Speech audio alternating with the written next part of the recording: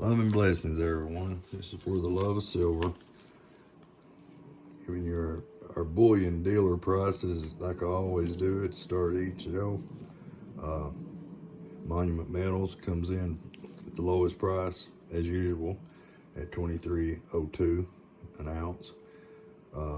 Kitco come in at $23.04 an ounce.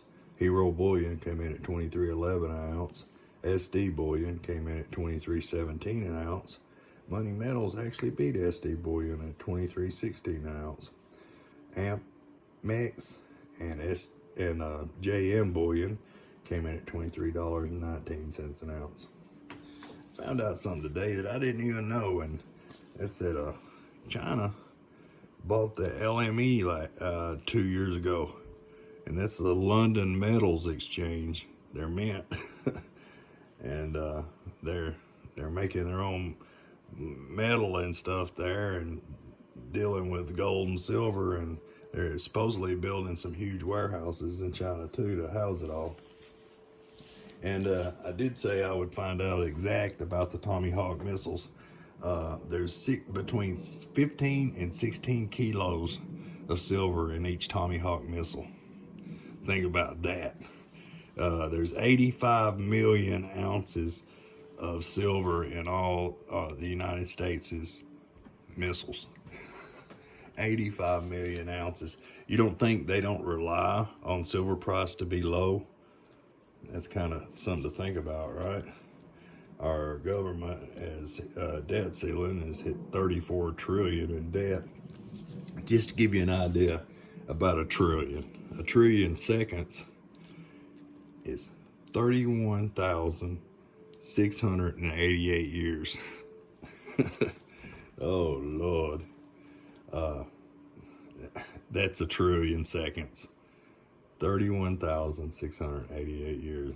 That's just crazy. And a couple of weeks ago, our government borrowed another $470 billion against the 34 trillion and add to it. Meanwhile, we're going bigger in debt, and China is buying the London Metal Exchange. Ain't that something? And last week also something that I did some research on and found out was Mark Zuckerberg and Jeff Bezos started selling millions of dollars in their stocks. I'm not saying they're getting out of stocks, but they started selling them off. So do they know something we don't know? 30 more countries has officially applied to the BRICS. Mineral rich countries, gas, silver, gold, lumber, food, etc., etc., etc. The Silver Institute global silver demand rises to 1.2 billion ounces in 2024. That's kind of crazy, huh? And here's some examples of some ways you can stack.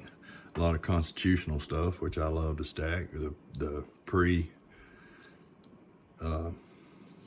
65 silver, 64 and below, 90%. The American silver.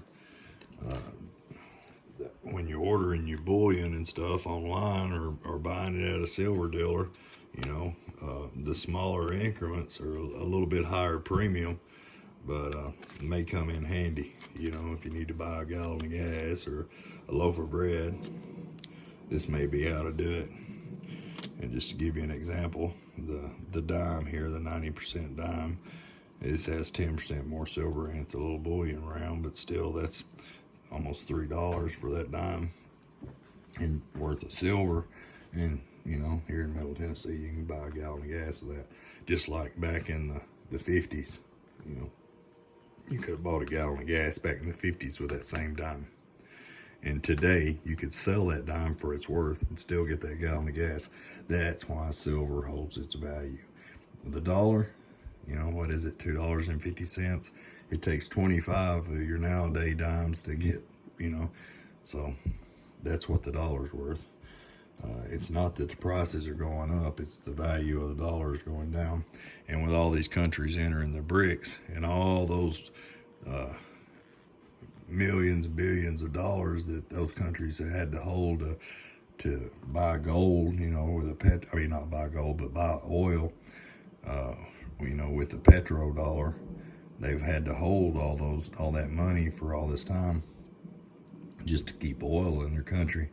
And with the BRICS coming up like it has, it's death by 1,000 cuts. You know, they're chopping the tree down with a butter knife, and they're not being noticed. You know, it isn't noticeable what they're doing.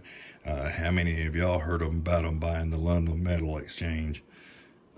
Probably not the biggest percentage of people knew about it. You know, they just doing little things like that, and it's really building and building and building.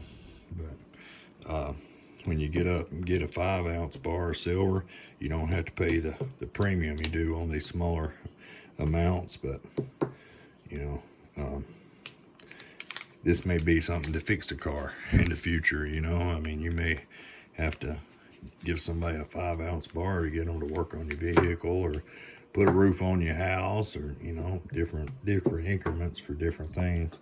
So diversify your stack if at all possible, and have a little bit of everything. And in my opinion, that's the way to go. But, you know, everybody to their own.